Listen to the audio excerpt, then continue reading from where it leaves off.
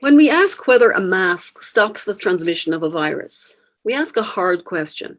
The answer depends on the process of transmission, the nature of the mask, the character of the wearer, and other factors that we struggle to understand. So we expect scientists to offer more than one answer, as indeed they do. In asking why the Great Depression occurred in the United States, Friedman and Schwartz addressed a much harder question. They offered one answer to it, an answer that was provocative and stimulating, but much was left out of their explanation and a great deal added in.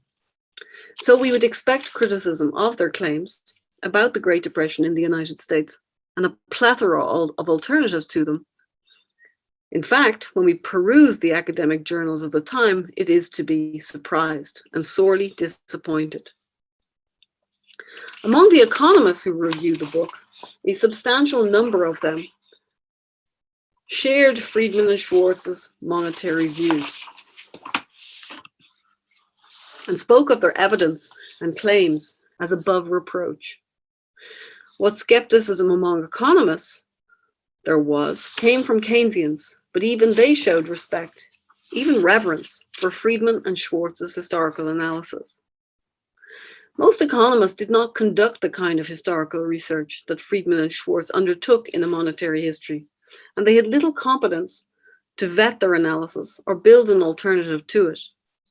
Historians who did have that competence deemed the book's monetary history to be arcane and offered hardly any serious penetrating engagement with a monetary's history, evidence, and interpretations. As a result, writing 13 years after A Monetary History was published, Elmas Wicker accused economists and historians of failing to do the historical homework required to take on Friedman and Schwartz. He made these observations in introducing the only interpretation of the US Great Depression that gained any credibility among economic historians as a rival to the one offered by Friedman and Schwartz. It came from economic historian Peter Temin in Did Monetary Forces Cause the Great Depression? Temin argued that there was little persuasive evidence for the money hypothesis advocated by Friedman and Schwartz. He focused his attention on a substantial decline in consumption expenditures, but it was a decline he could not explain. And as he acknowledged himself, it is somewhat satisfactory to say that the Depression was started by an unexplained event. And so, students of the Great Depression found themselves stuck where they had been before, with an interpretation of the crisis that they were not sure was correct, but without any credible alternative to it. By the mid-1970s, however, the world was not waiting for historians or economists to make up their minds. In 1976, Milton Friedman was awarded the Sveriges Riksbank Prize in Economic Science, and in the citation for the prize, A Monetary History of the United States was singled out as his major work that the critics agree is a monumental scientific work which will long stimulate the re-examination of the course of events during this epoch. Now, one wonders who the critics were and why Anna Schwartz was not a joint winner of the prize. But the Sveriges Riksbank Committee could never be accused of making academic substance or gender equality their only priorities. By then, monetarism's star was rising as stagflation undermined its doctrinal nemesis. And what better way to cheer it on than by honoring Friedman? As monetarism gained ground, Friedman's citation count rose, and A Monetary History was to become one of his two most influential monetarist publications. Indeed, the book's success was to prove so decisive that some commentators deemed it as the most important book in economics since Keynes's general theory. Certainly, as the 20th century drew to an end, the interpretation of the Great Depression that A Monetary History offered had become so dominant as to constitute an historical orthodoxy.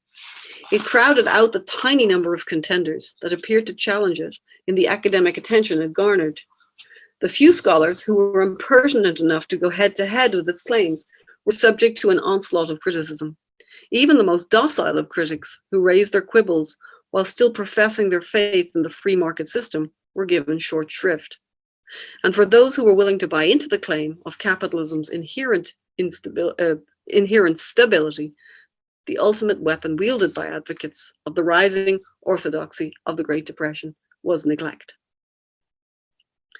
That such neglect was by design as much as ignorance can be seen in the writing of a man who forged an international academic reputation before building an even more dazzling career as a central banker. Even taken on its own terms, there was an aspect of Friedman and Schwartz's historical interpretation of the Great Depression that seemed especially vulnerable to criticism. A sharp decline in the money stock is at the core of a monetary history's interpretation, but they needed some explanation of why the decline occurred. They invoked a banking panic, as we have heard, in which depositors pulled their money out of healthy and unhealthy banks, but without offering any serious analysis of the disruption of the US financial system in the Great Depression. And so, in an article published in 1983, Ben Bernanke acknowledged that gap and proposed to fill it in this article, Non-Monetary Effects of the Financial Crisis in the Propagation of the Great Depression. Ben Bernanke began by underlining just how little we knew about the role of the financial crisis in the Great Depression, and he went about the task of remedying that problem. But what is striking about how he did it is the explicitly partisan fashion in which he went about his work. First, he lined up his allies, making it clear that his argument builds on the Friedman and Schwartz work, opting to present his work as a twist on rather than a challenge to their historical orthodoxy. Second, he dismissed his enemies, ruling out the few contemporaries to whom he might have turned for insights on the instability of the US financial system. Hyman Minsky and Charles Kindleberger, he said, have in several places argued for the internal instability of the financial system, but in doing so, have had to depart from the assumption of rational economic behavior. This, Bernanke believed, was argument enough for him to ignore them. Bernanke was rewarded for his effort, since his article is the only scholarly contribution on the US Great Depression that comes close to a monetary history in terms of its impact, albeit at less than half its citation count. That such rewards were available to him suggests the crushing effect of academic orthodoxies on purportedly scientific inquiry. Had Bernanke taken seriously the scholarship of economists like Hyman Minsky, it would have forced him to confront the possibility that capitalism had an inherent tendency to crisis, and so he didn't.